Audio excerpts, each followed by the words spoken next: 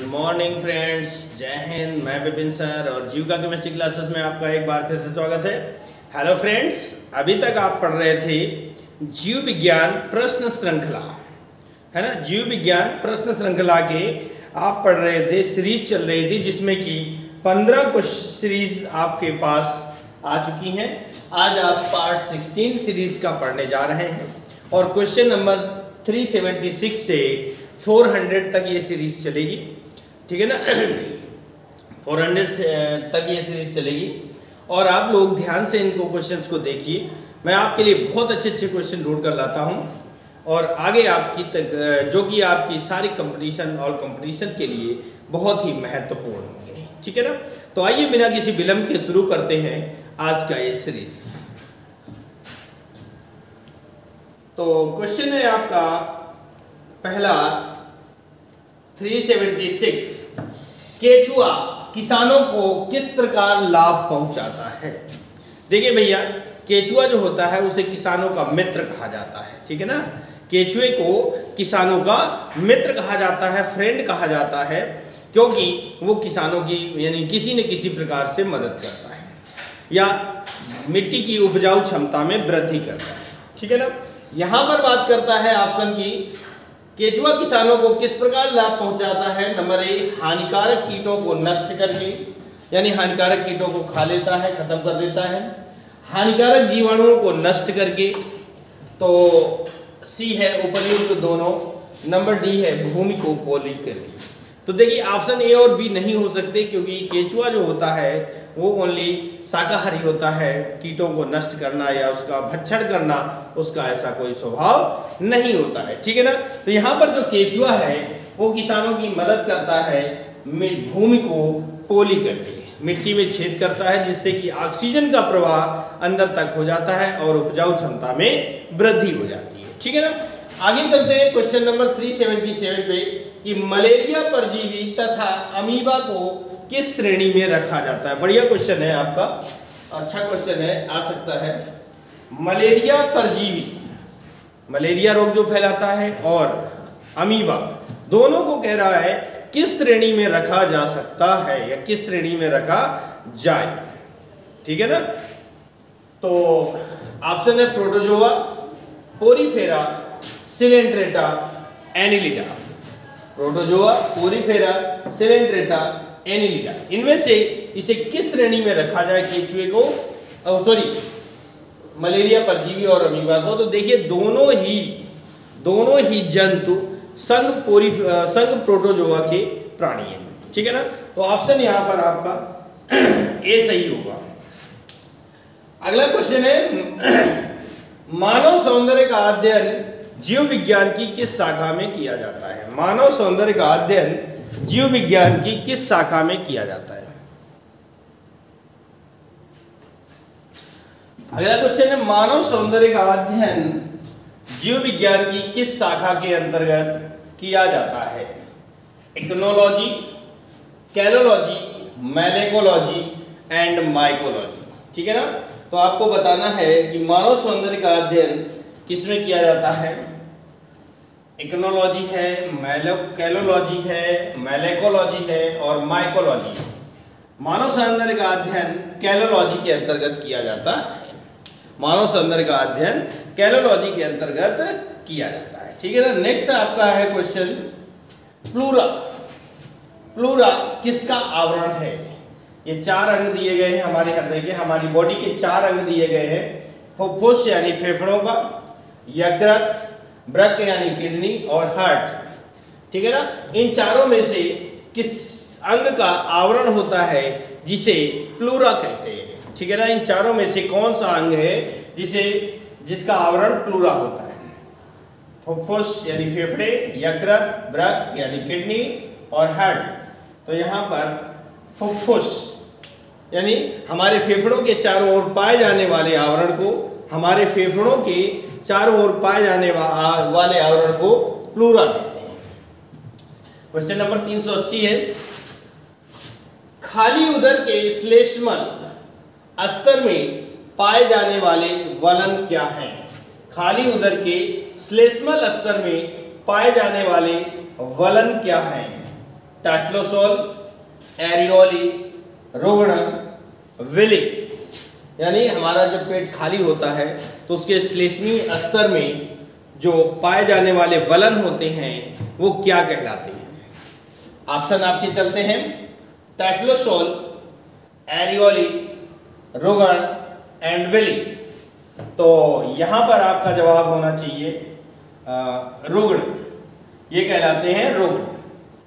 381 number है coronary धमनी bypass surgery में, कोरोनरी धमनी बाईपास सर्जरी में जो रक्त वाहिका ग्राफ्ट हेतु प्रयोग में लाई जाती है वह होती है, ठीक है ना।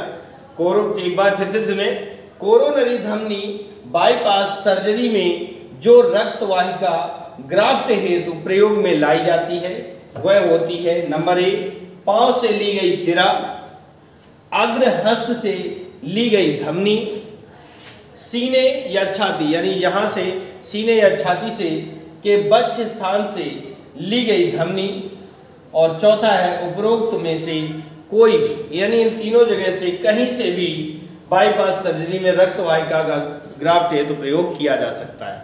तो इस आधार पर यहाँ पर आपका जो आंसर होगा वो हो जाएगा उपरोक्त में से कोई भी, ठीक है ना। इन तीनों जगह से कहीं से भी ली जा सकती है और उसका उपयोग रक्त वाहिका ग्राफ्ट हेतु किया जा सकता है। आया समझ में? ये हो गए 381। आगे चलते हैं 382 नंबर पे।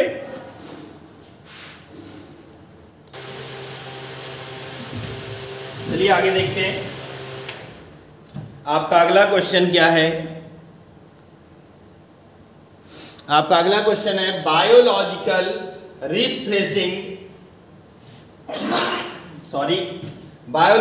रिस्प्रेसिंग एक आधुनिक शल्य तकनीक है जिसके द्वारा उपचार करते हैं। बायोलॉजिकल रिस्प्रेसिंग एक मॉडर्न टेक्नोलॉजी है।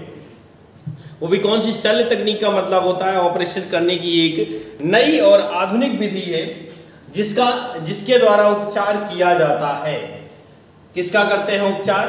घुटने के जोड़ों का ऑपरेशन होता है, एड़ी के जोड़ों का होता है, नितंब के जोड़ों का होता है अथवा कसेर की जोड़ों का होता है, ठीक है ना। किसके द्वारा इसका उपचार किया जाता है तो आपको बताना है। आपके लिए ऑप्शन है घुटने के जोड़ों का, एड़ी के जोड़ों का, नितंब के जोड़ों का और कसेर की जोड़ों का। चलिए जल्दी से फटाफट आप लोग बताइएगा कि किसके जोड़ों के इलाज में बायोलॉजिकल रिस्प्रेसिंग टेक्नोलॉजी का उपयोग किया जाता है।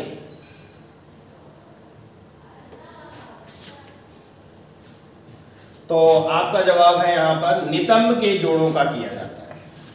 383 है निम्न में से कौन सा यकृत का कार्य नहीं है? बढ़िया सा क्वेश्चन है, इंपॉर्टेंट है, आपसे पूछा जा सकता है। निम्न में से कौन सा यकृत का कार्य नहीं है? ऑप्शन ए है ग्लूकोज का ग्लाइकोजन में रूपांतरण। नहीं, ये तो वर्ग है भैया। ग्लूकोज को ग्लाइकोजन में रूपांतरित करके हमारी बॉडी में स्टोर करने का काम लीवर का ही होता है, यकृत का ही होता है।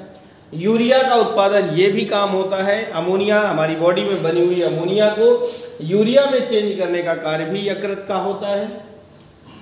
मृत एवं क्षय हो चुकी आरबीसी का विनाश, ये भी काम यकृत का होता है। हमारी लीवर में पाई जाती हैं कुप्फर सेल्स। कौन से? कुप्फर सेल्स पाई जाती हैं जो भक्षकाण क्रिया द्वारा इन सभी मृत एवं क्षय हो चुकी आरबीसी का विनाश करते हैं। और ये भी कार्य है। डी है खाद्य और अजीर्ण आहार में से जल का अवशोषण, यही कार्य यकृत का नहीं होता है। ये कार्य यकृत का नहीं होता है, ठीक है ना। क्वेश्चन नंबर 384 पर देखते हैं। कह रहा जहां पर गर्भावस्था के दौरान भ्रूण का विकास होता है वह है, जहां पर गर्भावस्था के दौरान भ्रूण का विकास होता है वह है तो फैलोपियन ट्यूब, ओवरी, यूरेटस एंड यूरेटर, ठीक है ना। तो जहां पर गर्भावस्था के दौरान भ्रूण का विकास होता है वो कहलाता है ओवरी। सॉरी, ये गलत होगा ऑप्शन, ओवरी नहीं होगा। ठीक है ना।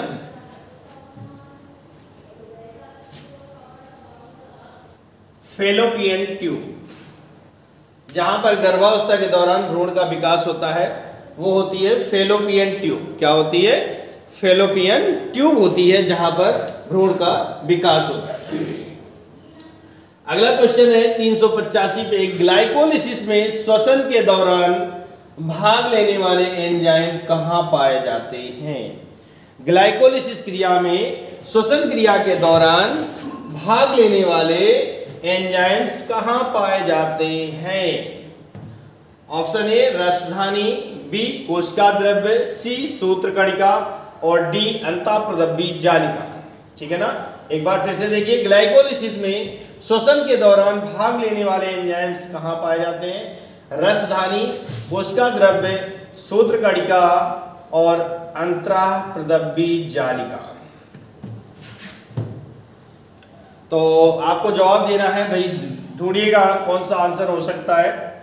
तो यहां पर जो आंसर है वो आपका सूत्रकणिका है। ठीक है ना। ये क्वेश्चन थोड़ा सा मुझे डाउट लग रहा है, आप लोग चेक कर लीजिए, मैं इसको अगले वीडियो में और कंफर्म करके बता दूंगा। मानव शरीर की सबसे छोटी हड्डी है, अगला क्वेश्चन है 386 नंबर, मानव शरीर की सबसे छोटी हड्डी है वर्टिब्रा, स्टेपीस, फेलेंजीज और मेटाकार्पस। देखिए हमारे शरीर की जो सबसे बड़ी हड्डी होती है वो जांघ की हड्डी होती है, जिसे फीमर कहते हैं। क्या कहते हैं? फीमर। यहां पर कह रहा है मानव शरीर की सबसे छोटी हड्डी है वर्टिब्रा, स्टेपीस, फेलेंजीज और मेटाकार्पस। तो जो हमारे शरीर की सबसे छोटी हड्डी होती है वो कान में पाई जाती है। कहां पर होती है? कान में पाई जाती है। और कान की सबसे छोटी हड्डी का नाम है स्टेपीस। स्टेपीस होता है। 387 नंबर, मानव हृदय में कितने चैम्बर होते हैं? ये आपका बहुत ही जाना माना क्वेश्चन होता है कि मानव हृदय में कितने चैम्बर होते हैं। इस क्वेश्चन को कई प्रकार से घुमा फिरा करके पूछा जा सकता है। तो आपका ऑप्शन यहाँ पर ए सही होगा कि मानव हृदय में 4 चैम्बर होते हैं। 388 है, किस रक्त समूह का व्यक्ति सर्वग्राही कहलाता है? किस रक्त समूह का व्यक्ति सर्वग्राही कहलाता है? ब्लड ग्रुप ए बी, ओ, ए और बी। तो आपके अनुसार इसका आंसर होना चाहिए, आपका जो ऑप्शन है वो है 388 का ए। ठीक है ना।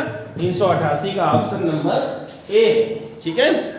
तो इस तरह से आपके ये क्वेश्चन 388 हो जाते हैं। आगे चलते हैं, चलिए आगे देखते हैं। क्वेश्चन नंबर 389 पर कह रहा है मानव शरीर में तनावपूर्ण स्थिति पैदा होने पर उत्पन्न स्राव है। यानी जब हमारी बॉडी या हमें कोई टेंशन होता है, कोई प्रॉब्लम होती है तो हम थोड़ा चिंतित हो जाते हैं, तनाव उत्पन्न हो जाता है। ठीक है ना, जिसे कहते हैं मानसिक टेंशन है ना। तो इस टेंशन के दौरान उस टेंशन को समाप्त करने के लिए, खत्म करने के लिए किस पदार्थ का स्रावण होता है? आपको जवाब देना है यहाँ पर एड्रेनालिन। ये देखिए चारों ऑप्शन हार्मोन्स दिए गए हैं, चारों में से किस हार्मोन्स का स्रावण होता है जो इस स्थिति को कंट्रोल करता है? ऑप्शन है एड्रेनालिन, इंसुलिन, थायरॉक्सिन। ठीक है ना। एक सेकंड,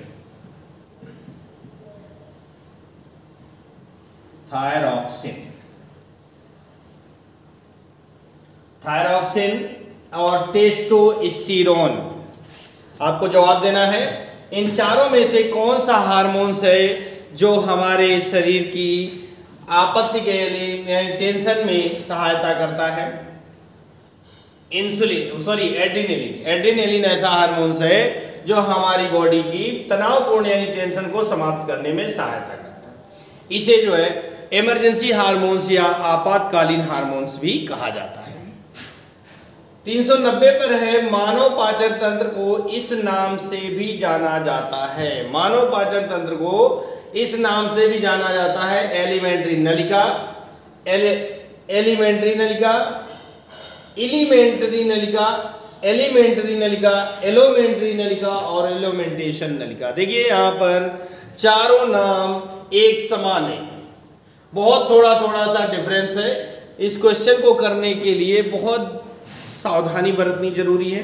जरा सी सावधानी हटी तो समझो दुर्घटना घटी। यहाँ पर आपका ऑप्शन बी सही है और जो ऑप्शन ए सी डी है वो सारे ऑप्शन नामों से मिलते जुलते हैं, बहुत छोटा छोटा डिफरेंस दिया गया है, इसलिए इसे ध्यान से करें।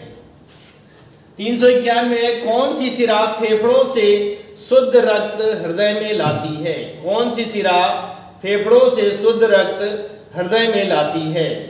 ऑप्शन ए ब्रकीय सिरा, बी फुफ्फुस सिरा, सी महासिरा और डी यकृत सिरा। इनमें से कौन सी सिरा है जो फेफड़ों से शुद्ध रक्त हृदय में लाती है?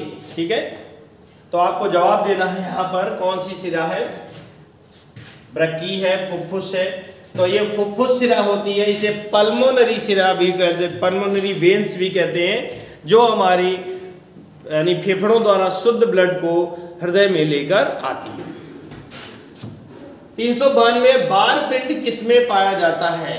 बार पिंड किसमें पाया जाता है? शुक्राणु में होता है, सर्टोली कोशिका में होता है, मादा कायिक कोशिका में होता है, नर कायिक कोशिका में होता है। तो देखिए बार पिंड जो होता है सामान्यतः मादा में पाए जाते हैं। बार पिंड जो है वो सामान्यतः किसमें बनते हैं? मादा में पाए जाते हैं बार पिंड। क्लियर हुई बात? लेकिन यहाँ पर कोई थोड़ा सा ऑप्शन को घुमा दिया गया है, कह रहा मादा कायिक कोशिका, नर कायिक कोशिका, सर्टोली कोशिका और शुक्राणु। तो नाम क्या है? हमने क्या बताया कि मादा कोशिका में पाए जाते हैं। इस आधार पर इसका ऑप्शन सी सही होगा। 393 अस्थि मज्जा प्रति सेकंड, बहुत इंपॉर्टेंट क्वेश्चन है ये, बहुत ही इंपॉर्टेंट है। अस्थि मज्जा प्रति सेकंड कितनी आरबीसी का उत्पादन करती है? रट लीजिए इस क्वेश्चन को। 5 मिलियन, 7 मिलियन, 10 मिलियन, 12 मिलियन। फिर से एक बार देखेंगे। अस्थि मज्जा प्रति सेकंड, आपको पता है कि आरबीसी का निर्माण कहाँ पर होता है? अस्थि मज्जा यानी बोन मैरो में होता है। ठीक है, तो अस्थि मज्जा प्रति सेकंड कितनी आरबीसी का उत्पादन करती है? 5 मिलियन, 7 मिलियन, 10 मिलियन, 12 मिलियन। तो यहाँ पर जो आंसर है आपका प्रति सेकंड 7 मिलियन आरबीसी का उत्पादन करती है। 394 कौन सा स्त्री जनन तंत्र का भाग नहीं है? ये भी बहुत बढ़िया क्वेश्चन है। कौन सा स्त्री जनन तंत्र का भाग नहीं है? फेलोपियन ट्यूब ये तो होती है, यहाँ पर निषेचन क्रिया होती है, गर्भाशय ग्रीवा भी होती है, मूत्र मार्ग और योनि। तो इन चारों में से कौन सा ऐसा तंत्र है या भाग है जो जनन क्रिया में सहायता नहीं करता, भाग नहीं लेता? तो ऑप्शन आपका है मूत्र मार्ग। 395 महारंध्र जो एक द्वारक है कहाँ होता है? महारंध्र जो एक द्वारक है यानी छिद्र होता है वह कहाँ पर पाया जाता है? कान में होता है, फेफड़े में होता है, मेखला में होता है अथवा कपाल में होता है। ठीक है ना? तो यहाँ पर आपका ऑप्शन है डी, यानी महारंध्र जो होता है वो कपाल में पाया जाता है। महारंध्र जो होता है वो कपाल में पाया जाता है। चलिए क्वेश्चन नंबर 396 देखते हैं। पैंक्रियाज ग्रंथि से कौन सा अंतःस्राव निकलता है? पैंक्रियाज यानी हिंदी में इसको कहेंगे अग्न्याशय। अग्न्याशय ग्रंथि से कौन सा अंतःस्राव मतलब कौन सा हार्मोन्स निकलता है?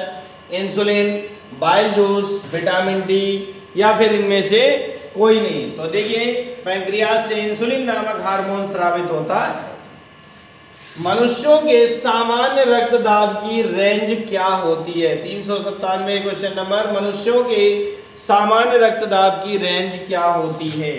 तो ये ऑप्शन आपका दिया हुआ है कि 120/80 mm, 110/70, 110/75, 140/80।